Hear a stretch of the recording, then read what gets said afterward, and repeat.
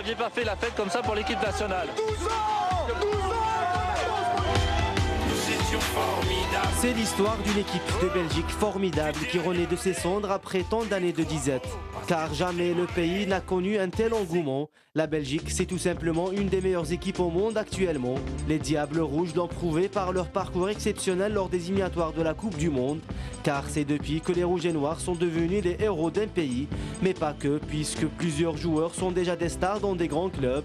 En Angleterre, en Italie, en France et en Espagne, comme Hazard, Kompany, Lukaku, Fellaini, Van Buten ou encore Wissel. 12 ans que toute une nation attendait cela. Depuis 2002, la Belgique n'a plus participé à une Coupe du Monde. Le 17 octobre 2013, les Diables Rouges se déplaçaient en Croatie. Un nul suffirait pour arracher le ticket du Brésil.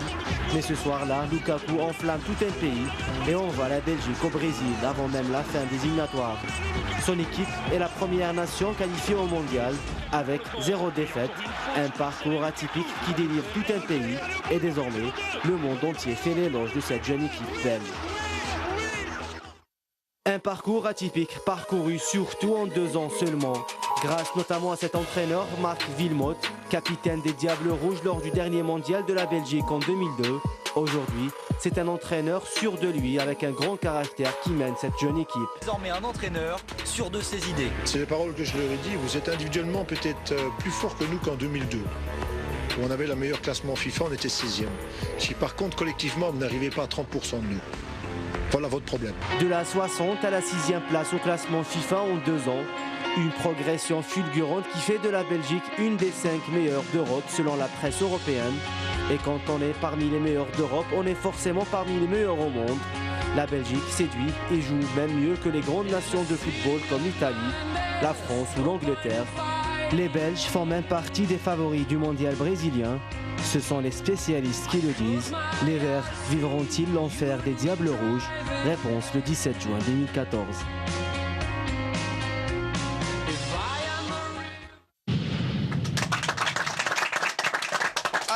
La réponse à la question que vient de poser Amine Thierman, les Diables Rouges feront-ils vivre l'enfer au vert, même si ça rime, messieurs, excusez-moi. Il est tard. Alors, c'est vraiment la plus grosse équipe de ce groupe. Comme on l'a dit, sur le papier, c'est vrai qu'il y a de très très bons joueurs. Maintenant, on a une Pas équipe... que sur le papier, ils ont un parcours quand même exceptionnel. 10 matchs sans défaite, c'était un rouleau compresseur. C'est là qu'il ne faut pas sous-estimer non plus notre équipe parce qu'on sait que notre équipe assez être présente dans les grands matchs. Et la Belgique, elle va se méfier, ça j'en suis sûr aussi. Ils vont regarder les matchs que la sélection a fait les dernières années contre les gros adversaires. On a toujours été présents. Donc je pense qu'eux aussi vont nous prendre au sérieux et que ce match-là, pour rentrer dans le tournoi, il va être très très important pour nous.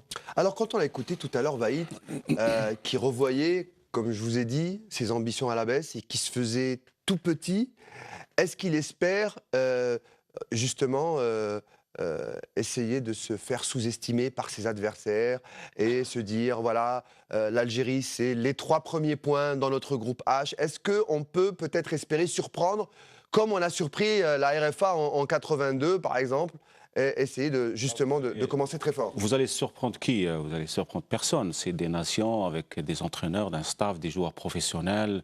Ils ne sont pas bêtes, ils ne sont pas naïfs. Non, je pense que la vérité elle sera sur le terrain. La préparation de notre équipe, connaissant la Belgique, il ne faut pas se focaliser juste sur la Belgique parce qu'il y a la Russie et la Corée Là, aussi. on parle de la Belgique, on va parler de notre adversaire. La Belgique, il faut bien se préparer. C'est à nous de se préparer, ce n'est pas à l'adversaire. On connaît que la Belgique, c'est une équipe qui est en ce moment avec des individualités, d'expérience, des victoires, une confiance énorme. C'est à nous de se préparer, d'être face à cette équipe. C'est très important aussi parce que c'est le premier match. Voilà. Alors que si on passe à côté le premier match, ça va être difficile. Il ne faut pas passer à côté le premier match pour avoir une confiance et rentrer bien dans cette Coupe du Monde. Mais résultat avec cette équipe, quand je dis le meilleur résultat, on ne l'a pas réussi contre une équipe européenne moyenne. C'était la Slovénie, qui était à notre portée, quand on ne va pas refaire l'histoire à Antalya. Mais le score idéal, le score rêvé serait une victoire, bien évidemment. Mais un score idéal pour commencer le tournoi, ce serait au moins de prendre un point à la Belgique. Bien sûr que le premier match, il est pratiquement décisif pour la suite. pour pouvoir rêver du deuxième tour, il faut faire un bon résultat le premier match. Nous, malheureusement, on ne l'a pas fait en 2010. Et aussi l'inexpérience d'une Coupe du Monde. Je pense que les équipes qui ont l'habitude de faire des Coupes du Monde, elles savent que le premier match, il est décisif. Nous, on en a fait peut-être une montagne de la Slovénie, alors que c'était un adversaire à notre portée. Mais comme je vous dis, c'est pour ça, les expériences de la Coupe du Monde 2010, elles vont nous servir pour faire une meilleure Coupe du Monde. Tu doutes après, quand tu perds le premier match. Bien sûr, surtout que moi, on me l'avait dit avant, même des joueurs qui ont joué une Coupe du Monde, que le premier match, il faut le gagner. Il faut le gagner le premier match pour pouvoir rêver, il faut le gagner. Parce qu'en fait, on fait des calculs pendant 7 mois pour débuter une Coupe du Monde. Et après le premier match, après le résultat positif ou négatif du premier match, eh bien, tous les calculs sont à refaire si jamais les pronostics ne sont pas bons. Je pense que ça dépend de l'ambition. Par exemple, quand on est arrivé en 2010, je ne sais pas, quelle était votre ambition contre la Slovénie? Comment vous avez préparé ça? Moi, je réponds tout de suite, c'était gagné. Non, on voulait gagner contre la Slovénie. Maintenant, je pense que même dans la préparation du match, on les a trop surestimés. Alors que voilà, c'est... Je pense cette année, par contre, je pense qu'on ne va pas viser forcément une victoire dès le premier match. On va plutôt tabler sur un match nul s'il y a un tableau de marche. Franchement, connaissant Alors, nous aussi, messieurs, on va continuer notre tableau de marche. Ce match, ce sera le 17 juin à 17h, si je ne me trompe pas. Et ça se jouera dans la ville de Belo Horizonte, une ville que nous présente Amine Thierman. C'est à Belo Horizonte que l'équipe nationale jouera son premier match de la Coupe du Monde le 17 juin 2014 à 17h face à la Belgique. Située dans la région montagneuse du sud-est du Brésil, dans l'état du Minas Gerais, Belo Horizonte est une ville peu connue par les touristes se rendant en Amérique du Sud, mais elle est tout de même la 3e ville du pays. Ville moderne et accueillante, Belo Horizonte est le point de départ idéal pour les Verts. Le climat de Belo Horizonte est classé comme climat tropical de savane, avec une altitude moyenne de 852 mètres au-dessus du niveau de la mer. La ville compte avec une moyenne allant de 14 à 20 degrés durant le mois de juin et juillet. Concernant le stade qui va abriter la rencontre entre l'Algérie et la Belgique, l'enceinte fief de l'Atlético Mineiro peut accueillir jusqu'à 58 000 supporters. Le stade a vécu une belle remise à neuf en vue de recevoir 6 rencontres de ce mondial, dont Algérie-Belgique, mais aussi la demi-finale du tournoi. Estadio Governador ou le Mineirão est un des bijoux de la Seleção. Une ambiance électrique règne quand le Brésil y joue. C'est d'ailleurs une des raisons qui incite la Seleção à y recevoir ses matchs les plus importants, comme ce fut le cas notamment face à l'Argentine en 2004 et en 2008. Une ambiance que les Algériens connaissent parfaitement. Ils ne seront pas dépaysés le 17 juin 2014 face à la Belgique.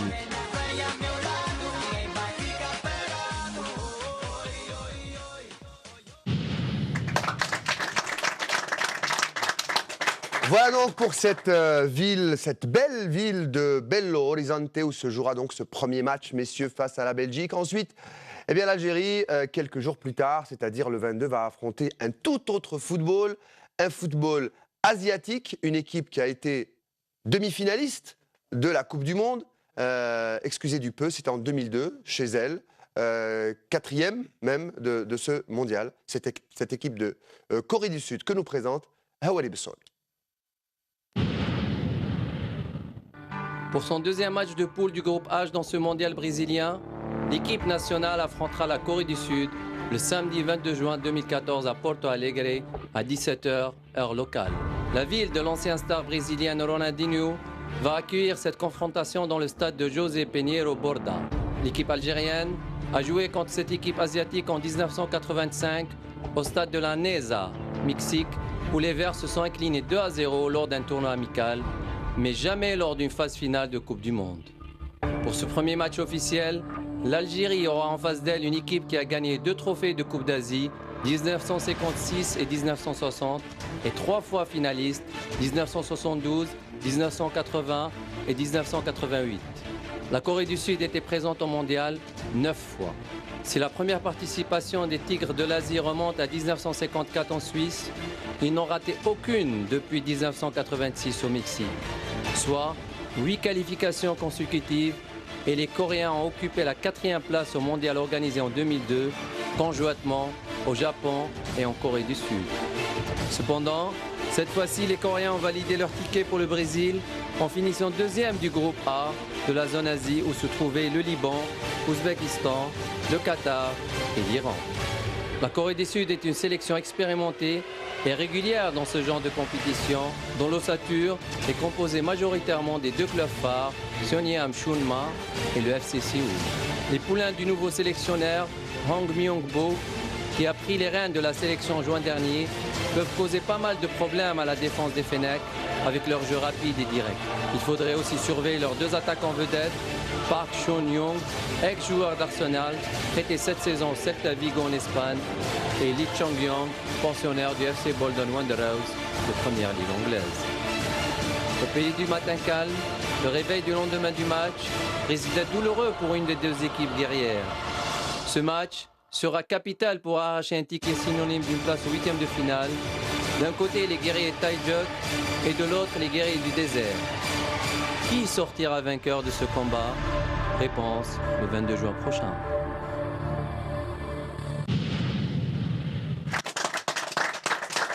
Neuf participations en phase finale de Coupe du Monde et une place de demi-finaliste, c'était en 2002.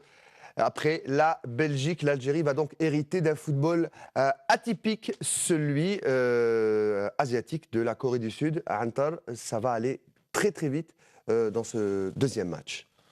C'est clair, surtout comme on a dit, avec un football qu'on ne connaît pas beaucoup et des joueurs vraiment très rapides, dans un cadre vraiment discipliné.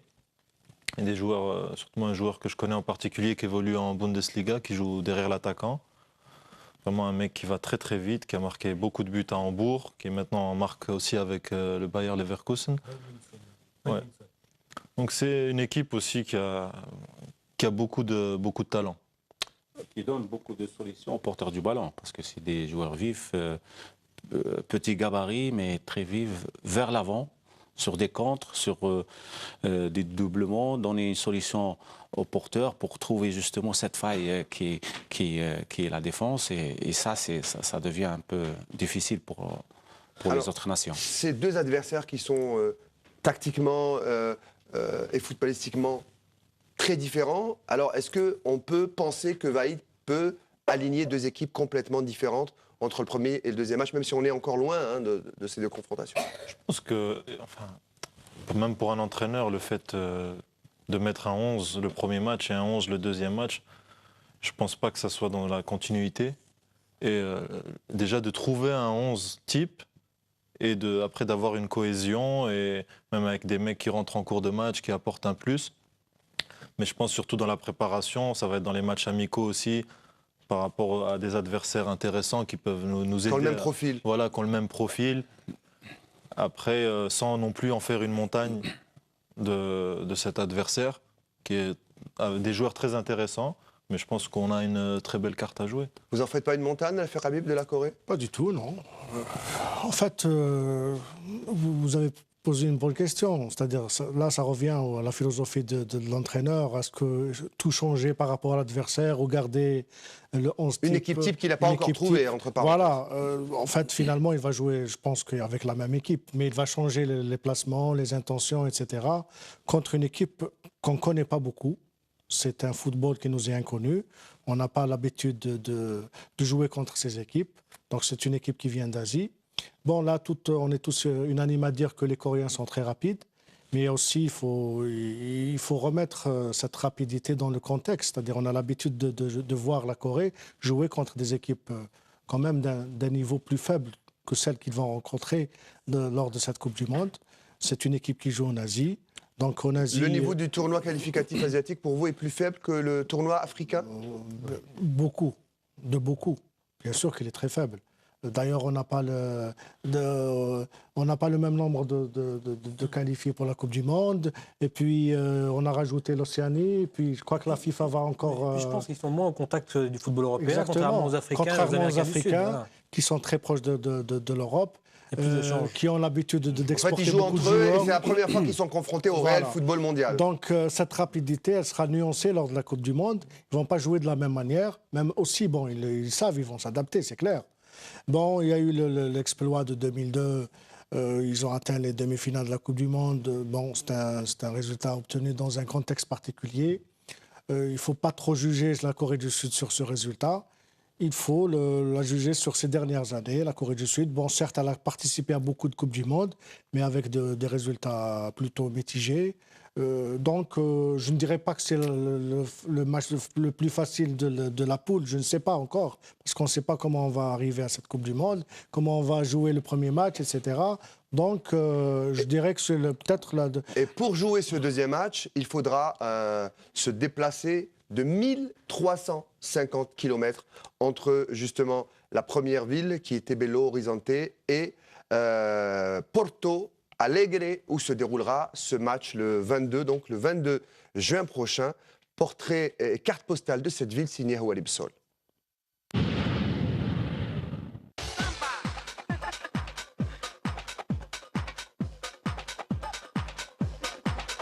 Porto Alegre est la capitale de l'État de Rio Grande do Sul, au Brésil. Située entre le Rio Caiba et ses nombreuses îles, et plusieurs morros, collines couvertes de végétation. Elle est composée de 84 quartiers et elle se trouve à 1605 km au sud-est du Brésil. C'est la 10e ville en importance de population, 1 420 667 000 habitants au dernier recensement. Sur une superficie qui s'étend sur 497 km² et elle dispose d'un climat subtropical humide avec des températures qui varieront entre 0 et 22 degrés en hiver durant la Coupe du Monde 2014. Ville côtière offrant une vue splendide sur l'océan Atlantique, mais aussi sportive avec ses deux grands clubs de football. Le Grêmio Football Porto Alegre et le Sport Club International, un club omnisport. Une rivalité qui existe depuis plus d'un siècle dans la Serie A brésilienne, avec 387 derbys depuis 1909, qui a comme nom le Grenal. Si le Grêmio a été créé le 15 septembre 1903 par des immigrants italiens et allemands avec le surnom de tricolore, bleu, noir et blanc, l'International, par contre, fut fondé le 4 avril 1909 et ainsi connu sous le nom de O Clube do Povo, le club du peuple. Ses couleurs, le rouge et le blanc, sont à l'origine du surnom Colorados donné à ses membres.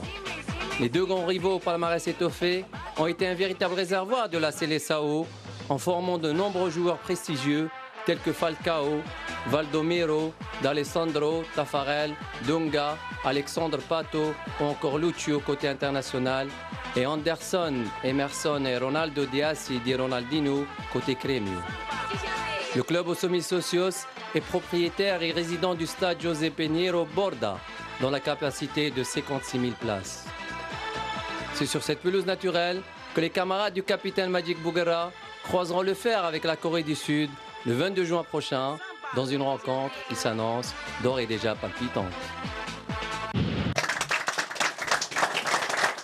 Voilà donc, après la Corée et cette belle ville que vient de nous présenter Walid Bsol, Porto Alegre, je vous le disais, à 1350 km de Belo Horizonte, qui est une plus grande ville, la 3e ville du pays, je crois.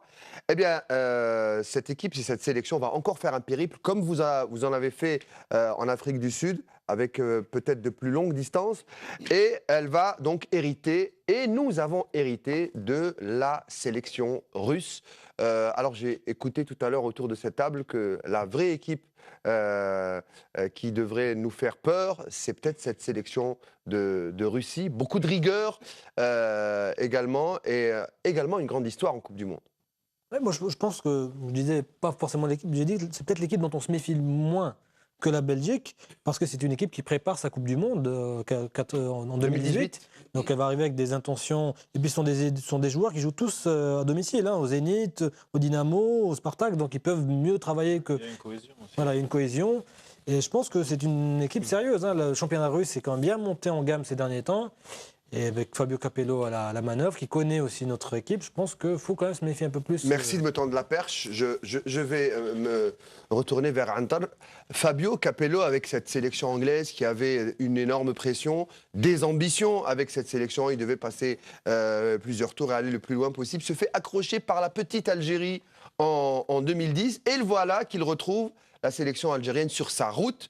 Est-ce que Fabio Capello ne voudra pas cette fois-ci, en tout cas, damer le pion ou ne pas se faire piéger par la sélection algérienne? Je pense qu'il aura la motivation de vouloir remporter ce match déjà. Maintenant, l'équipe qui a joué la Coupe du Monde 2010, c'est pas la même. C'est pas le même système de jeu. Donc pour lui, c'est toute une autre préparation. Maintenant, ça reste un match pour la Russie qui a des intentions aussi de vouloir aller au deuxième tour. Il va vouloir gagner le match. Maintenant, comme je vous ai dit, nous, notre système de jeu, c'est pas le même. Les joueurs, c'est pas les mêmes. Donc ça va être une toute autre vérité. Il a une expérience aussi d'avoir joué l'Algérie pour la donner à son équipe. C'est ça, Capello. Il va essayer de s'imposer d'entrée. Il va essayer de ne pas commettre les mêmes peut-être erreurs qu'il a fait dans la dernière confrontation. Et c'est ça, c'est un grand entraîneur aussi. Hein. En fait, ce qui change un petit peu par rapport Capello n'est pas complètement la Russie. La Russie, c'est comme une grande école de foot. Oui, bien sûr. C'est une grande nation de football. Ce qui change par rapport à 2010, en parlant de Capello, c'est que là, il vient avec moins de pression. En 2010, c'était quand même avec une équipe d'Angleterre qui était donnée comme l'un des favoris de la Coupe du Monde. Il y avait beaucoup on la voulait favorite. Voilà. Bon, il y avait une énorme pression, surtout connaissant la presse anglaise, etc. Là, il a moins de pression. On ne parle pas de Capello. Personne ne parle ou peu de Capello. C'est l'entraîneur de la Russie. Bon, Capello reste Capello, bien sûr. Mais il a moins de pression, donc il travaille tranquillement. En profondeur, on va dire. Voilà. En plus, pas avec les mêmes objectifs. En 2010, on lui avait fixé les demi-finales comme objectif. Très dangereux. Ouais. Voilà, là, justement, là, il est plus à l'aise, plus tranquille. Il connaît l'Algérie. On n'a pas battu, on a fait match nul. C'était le jour de son anniversaire, mais c'était un simple match nul. Un sacré cadeau. Voilà, c'était un grand résultat pour nous. Alors, un petit mot et la présentation de la Russie par Mohamed Aberkal Mehdi. L'équipe russe, si elle ne passe pas le premier tour cette année, ce ne sera pas si grave que ça. Pas de scandale. Pas de scandale, parce qu'on sait qu'elle se prépare il y aura toujours cette excuse qu'on sera prêt pour la prochaine Coupe du Monde. Voilà. Alors, la sélection de Russie présentée par Mohamed Aberkal.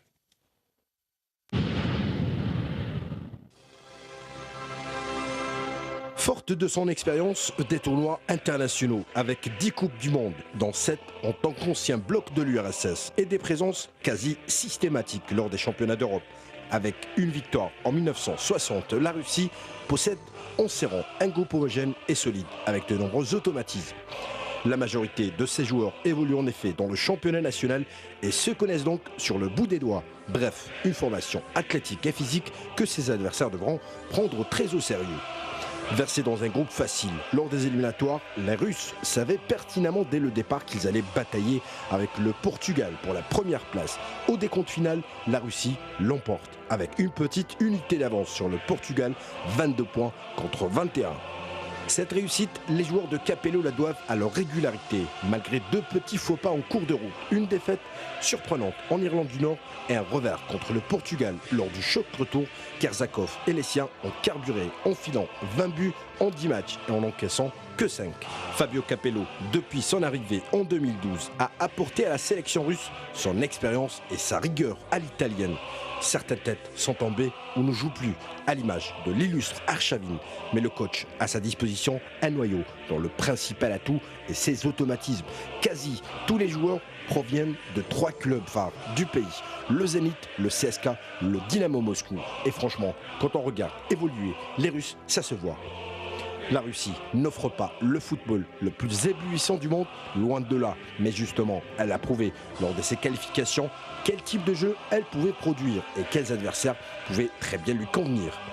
La bataille se jouera à coup sûr dans le milieu de terrain, car avec des Denisov, Chirokov et Faizoulin, les Russes sont armés. Et il faudra également bien tenir le redoutable Kerzakov, auteur de 5 des 20 buts lors de la phase qualificative. Difficile de sortir une individualité du collectif russe. Le groupe est soudé, mais ne dispose pas d'autant de talent que chez les Diables Rouges. Cependant, chaque joueur tient sa place et se bat pour le partenaire. Cette combativité est sans nul doute la marque de fabrique du football en Russie. Si l'on doit choisir un homme à marquer, ça sera incontestablement Roman Chirokov, le médian du Zénith, un récupérateur, mais pas que. Il est également très doué en tant qu'infiltreur et constitue un réel danger pour les défenses adverses. Les Algériens sont avertis d'avance.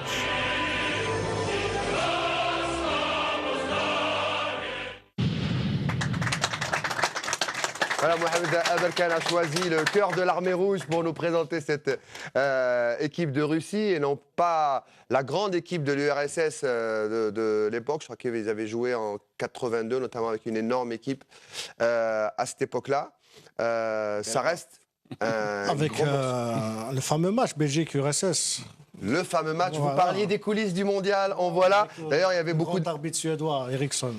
Le grand Blochin, moi je m'en souviens, qui était un des attaquants les plus racés. On va pas refaire l'histoire. Mais en tout cas, ça reste un groupe très très sérieux. Et souvent, les spécialistes disent qu'il faut aussi sortir la calculette dans ce genre de tournoi.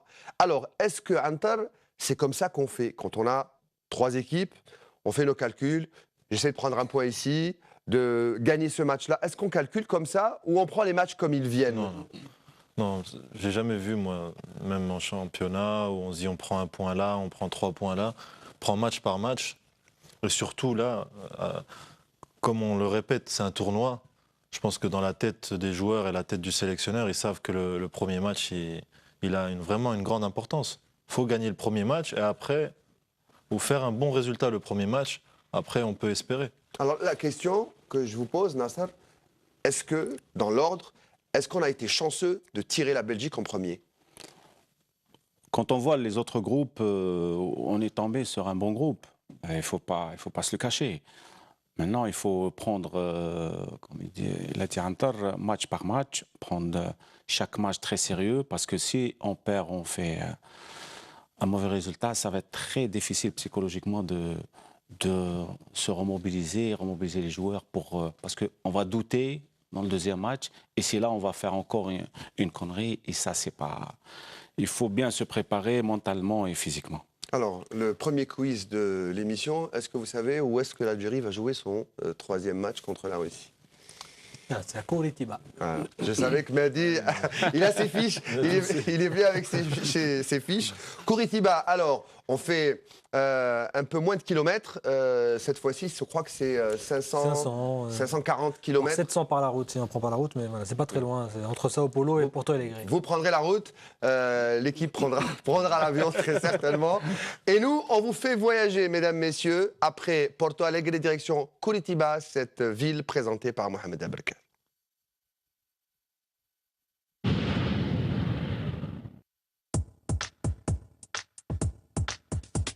Kurtiba est la ville qui abritera le match Algérie-Russie lors de la 3e journée du groupe A du premier tour. Kurtiba est aussi le camp de base des champions du monde, la sélection d'Espagne. Elle est située à 934 mètres d'altitude sur le piémont de la Serra d'Omar, à une centaine de kilomètres du port de Paranaga. Le climat de Kurtiba est de type subtropical, à tendance continentale, très influencé par l'altitude et la proximité de la mer. La ville est la capitale la plus froide du Brésil. Le climat de Kurtiba est classé humide, sans saison sèche, avec des gelées fréquentes et occasionnellement de la neige. Juillet étant le mois le plus froid et février le plus chaud. Kurtiba est appelée aussi la ville de verre à cause d'une architecture où les matériaux modernes prédominent. L'économie de la ville a muté pendant ces 30 ans.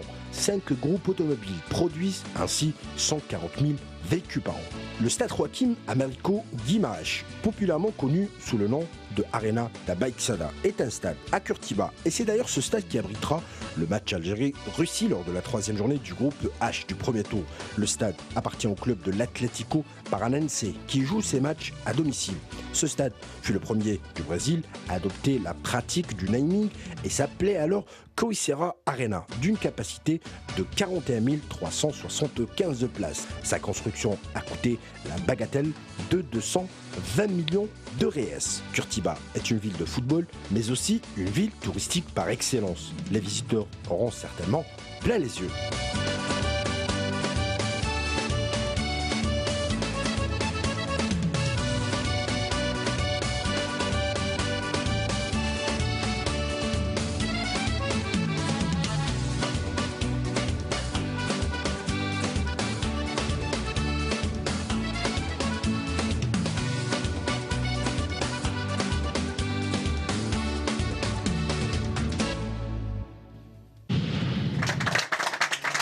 Voilà, après ce petit voyage, on va réatterrir à Dzayel. Alors, on va revoir notre réalisateur Yassine Yassine nous montre justement cette carte.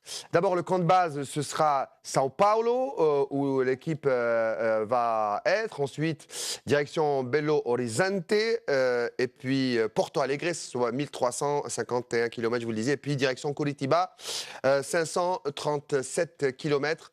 Voilà pour les supporters également, hein, qui feront le voyage.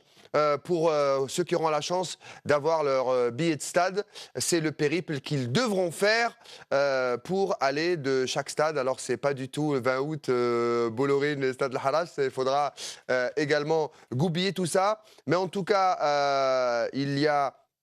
les autorités pensent justement à ce voyage des supporters. Il y aura un certain nombre, ça fait rêver beaucoup de gens, ça va coûter beaucoup d'argent, donc les gens vont déjà commencer à économiser parce que les 7 mois ne vont pas être bénéfiques que pour Vaïd et les joueurs, mais également pour les supporters. Alors, quelques chiffres également que m'a communiqué Hawari Boussol notamment.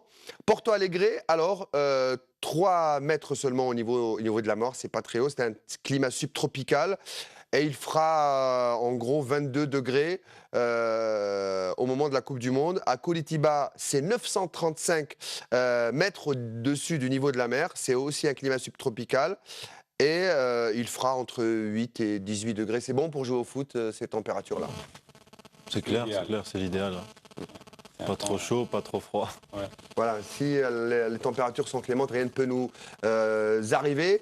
Avant de terminer cette première émission et ce premier vol Dzayir-Rio, messieurs, je ne vais pas vous demander si vous êtes contents sur le tirage, ça c'était pour le début de l'émission, mais à la fin je vous dis, voilà, le tirage il est là. C'est la Coupe du Monde qu'on jouera en 2014 au Brésil. Finalement, une Coupe du Monde au Brésil, ça ne se refuse pas. Votre ancien coéquipier Majid Bouguera voulait jouer contre le Brésil, mais il va jouer au moins au Brésil. C'est la Mecque du football. Je pense que c'est le plus beau cadeau qu'un joueur de football puisse rêver. Je pense déjà le fait de jouer une Coupe du Monde, déjà c'est extraordinaire. Les grands joueurs ne l'ont pas joué. Exactement. Bon, je le disais la dernière fois, quand c'était sur le continent africain aussi, c'était unique. Donc tous les Africains voulaient la jouer. Maintenant, aller au pays du football aussi, c'est quelque chose d'extraordinaire. Mais juste le fait d'être à la Coupe du Monde, c'est un moment fabuleux pour un joueur de foot. Déjà un rêve de jouer en Coupe du Monde. Et surtout pour les joueurs, ils vont se transcender parce que c'est une... Vaïd n'a pas encore son équipe, vous pouvez encore être sélectionné, hein, c'est possible. Bien sûr. Il n'y a pas d'attaquant aussi. Non, vous avez réussi déjà plusieurs jongles avec le bazooka que notre caméraman Youssef va montrer aux téléspectateurs. C'est aussi une exclue de Dzayel, si vous jonglez. Et puis on a pris une belle photo ensemble aussi. Et puis si vous arrivez à marquer, pourquoi pas hein. Moi, je dirais que voilà, c'est un rêve, même pour les joueurs, pour retrouver un club, pour se montrer en Coupe du Monde. Et il y a tous les recruteurs du monde qui seront présents. Et ça, c'est très, très bénéfique pour le joueur. Alors, je pense que c'est une motivation en plus pour faire une belle Coupe du Monde. Je pense que, comme disait Antal, il y a beaucoup de joueurs ne seront pas. Il y a Zlatan Ibrahimovic qui ne sera pas. Il y a pas mal de gens se moquent du fait qu'il y aura Khaled, il n'y aura pas Ibrahimovic. Notamment Abdallah Ben Adouda. Exactement, Abdallah Ben Adouda. Et par contre, c'est vrai que c'est le Brésil, ouais, c'est la Mecque du football. Tout le monde a envie d'aller jouer au Brésil. Tout le monde rêve du Brésil. Bon, peut-être pour les supporters, ça ne sera pas Rio, donc ce sera aussi l'hiver. Donc il faudrait peut-être un peu moins rêver. Mais bon, ça reste un rêve, c'est sûr. À l'affaire, n'oubliez pas votre doudoune. Oui. On a été absent pendant longtemps en Coupe du Monde, c'est-à-dire l'Algérie ne s'est pas qualifiée depuis 1986. Mais finalement, on a arraché les 2 Coupes du Monde les plus prestigieuses. La première, comme l'a dit Antal, qui s'est jouée au pays de Mandela, qu'on vient de perdre, hélas.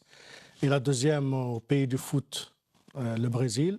C'est quelque chose d'extraordinaire pour les joueurs algériens. J'espère qu'ils vont s'amuser. Parce que le foot, c'est quand même un spectacle. C'est le mot, parce que voilà, c'est un jeu, il faut se faire plaisir. Voilà, il faut se faire plaisir, parce que techniquement, ils ont quand même des qualités. Tactiquement, physiquement, ils ont tout le temps de se préparer. J'espère surtout qu'ils vont s'amuser. Surtout, on souhaite au groupe qui a fait les éliminatoires, qu'ils soient en forme, qu'ils soient compétitifs.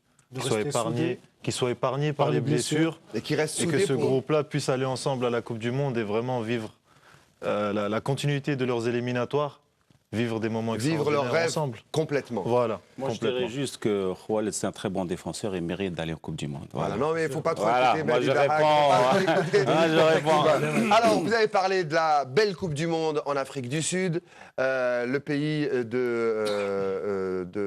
du regretté Mandela, la Coupe du Monde que l'on va vivre au Brésil.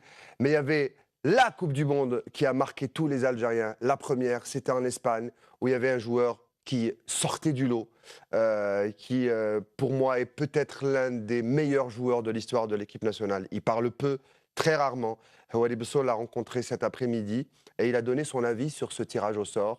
Ce joueur, il est gaucher, il a une cheville exceptionnelle. Je ne sais pas si vous devinez déjà de qui je parle. Il est rouquin. Il a donné le tournis à beaucoup de défenseurs. Il s'appelle Salah Assad. Jouer contre, par exemple, les Russes, ils ont un football technique où il y a en même temps la force. Donc, ça ne va pas être facile. Les Belges, c'est un autre football aussi. Il y a de la technique. Mais c'est des footballeurs qui vont à fond. Ce n'est pas des footballeurs qui vont baisser. Voilà, les Belges peut-être ça va être ils sont puissants, c'est très puissant. Mais si vraiment ils connaissent في نهار تاعهم les Belges vraiment ça va être très difficile معهم. Donc il faut vraiment être prêt le jour de ces matchs là. Les Coréens aussi, les Coréens c'est on a vu très rapide, de courtes passes, football la vivacité, malin, c'est des roublards, c'est pas des footballeurs il faut pas s'endormir, il faut pas quand on fait un tournoi comme ça, il faut essayer de ne pas perdre d'abord le premier match. Il faut gérer le premier match, il faut essayer d'être très vigilant. Si on fait un bon match au premier match, on le passe, ou là on fait un petit match nul, ou là on peut gagner, il faut jouer. C'est ce qu'on souhaite. Ça va être bien pour le. Mais sinon, si on passe, on fait l'erreur du premier match, ça va être très difficile. Là, je crois que les joueurs, il faut qu'ils se préparent. Il faut apprendre. Un bon exemple pour moi, par exemple, le football italien. Les Italiens, quand ils sont bons, quand ils sont bien, ils jouent leur football, mais quand ils sont, par exemple, pas bien, il y a de la malice, il y a de la roublardise, il y a tous les moyens sont bons. Donc, il faut étudier tout ce côté pour mettre les atouts. L'Algérie n'a pas gagné un match lors d'un mondial depuis 82, votre génération avec la victoire contre la RFA et le Chili. Depuis, l'Algérie n'a plus gagné aucun match en Coupe du Monde. Vous croyez que cette Coupe du Monde 2014, cette jeune génération des Firouli et Mehdi El Hassan va pouvoir quand même gagner un seul match? Le souhait de tous les Algériens pour essayer de gagner un match. C'est un objectif. D'ailleurs, si j'étais à leur place, j'étais jeune, j'y penserais. J'essaierais d'avoir ça dans ma tête. Enfin, il y a une discussion entre les joueurs. Il faut se mobiliser, il faut se parler, il faut dire que quand même c'est une occasion pour nous, une Coupe du Monde. Donc, c'est ce qu'on leur souhaite.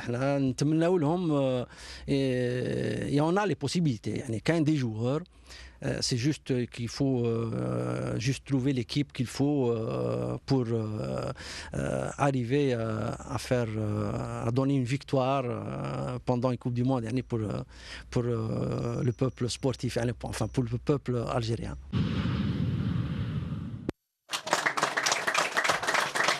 Salah Assad, donc au micro de Houari Bessol. On arrive bientôt à la fin de cette émission, où ce vol, comme le veut l'esprit de cette émission, un vol Dzaïr Rio que l'on vivra 2 fois par mois jusqu'au coup d'envoi de cette compétition exceptionnelle qui est peut-être le plus grand rendez-vous sportif planétaire après les Jeux Olympiques. C'est un rendez-vous que l'on va vivre ensemble, que l'on va vivre avec vous, qu'on va essayer de vous faire vivre tout au long de cette saison sportive jusqu'au 12 juin, début de la Coupe du Monde, et 17 juin, début de notre Coupe du Monde.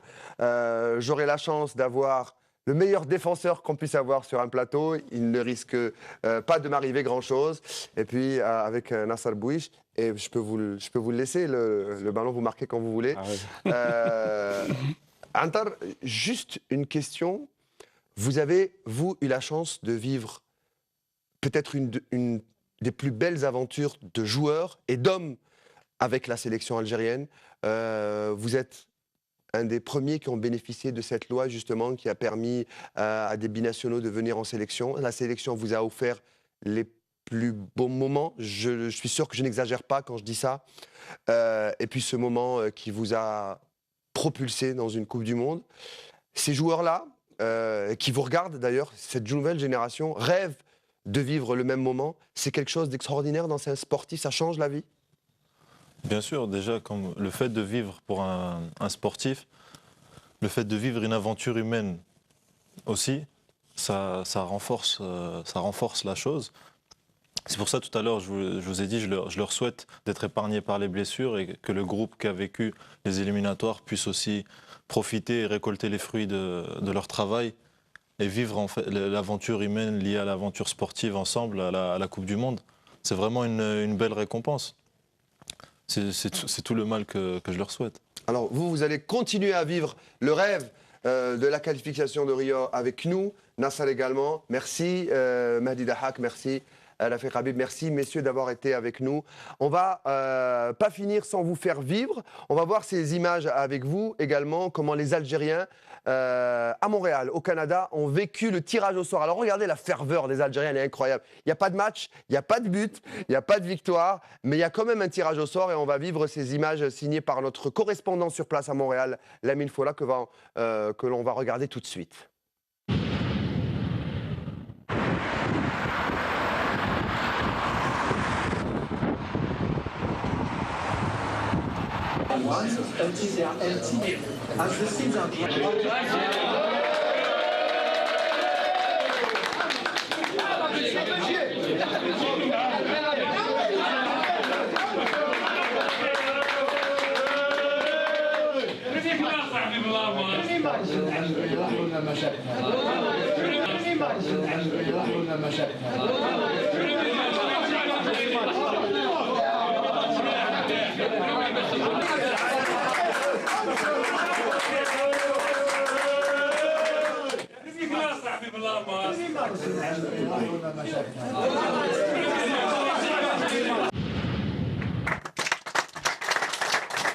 Voilà, donc c'était le tirage au sort dans un café, dans la rue Jean Talon à Montréal.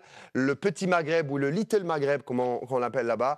Je vous réédite mes remerciements, messieurs. Rendez-vous pris pour un autre vol vers Rio dans quelques semaines. Je ne vous quitterai pas sans avoir une pensée pour notre réalisateur qui n'est pas aux manettes ce soir, c'est Yassine Yassine et Rafiq Anniq, également Mohamed Meliani qui sont donc à la régie. Une pensée à Mehdi Haddad qui, pendant la préparation de cette émission, a perdu sa grand-mère qui était sa mère, sa grand-mère, tout pour lui. Et ce soir, toute l'équipe a une forte pensée pour lui. Merci, messieurs. Merci à tous. Rendez-vous dans quelques jours pour Zel Rio. L'atterrissage, c'est en juin. Bonsoir.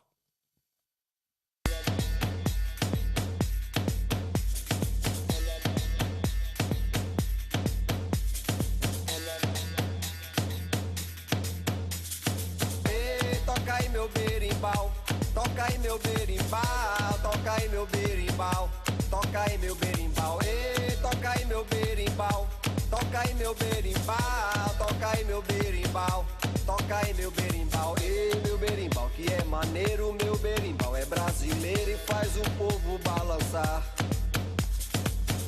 Meu berimbau que é maneiro, meu berimbau é brasileiro e faz o povo balançar. Meu berimbau que é maneiro, meu berimbau é brasileiro e faz o povo balançar.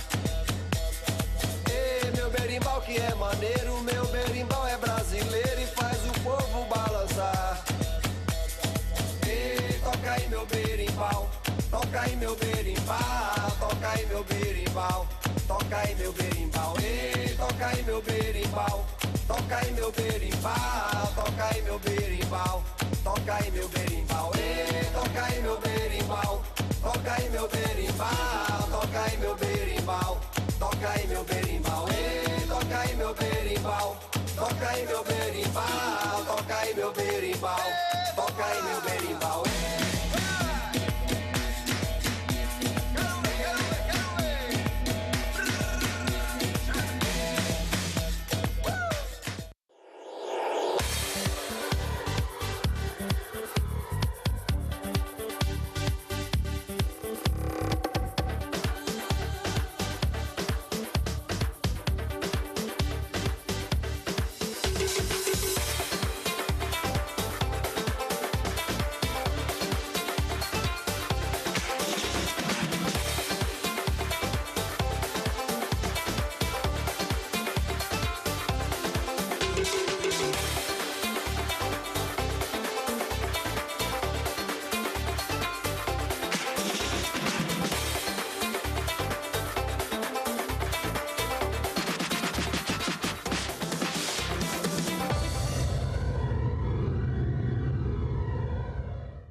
هذا البرنامج برعاية كوندور إلكترونيك.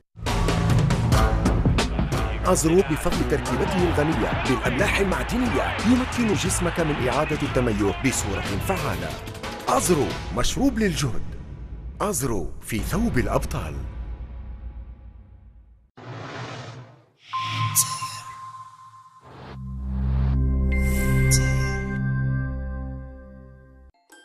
أنا لميا وهذا أخويا زيزو. راح نحكي لكم معناها